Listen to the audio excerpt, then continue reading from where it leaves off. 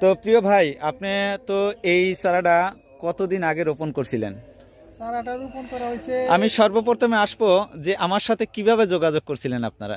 আপনার সাথে যোগাযোগ হয়েছে, আমি ইউটিউবে আপনার একটা রতির ভিডিও দেখছিলাম, দেখে পরে আমার বুঝ হয়েছে যে পরে আপনার সাথে মোবাইলে যোগাযোগ করছি, যোগাযোগ করে পরে আপনি বললেন যে হ্যাঁ ঠিক আছে এখনই সময় এই রতির লাগানোর। পরে শ্রাবণ মাসের শেষ হইতে লাগানো হয়েছে। জি। তো প্রিয় দর্শক, যিনি আপনার একটু নামটা বলবেন। আসসালামু আলাইকুম।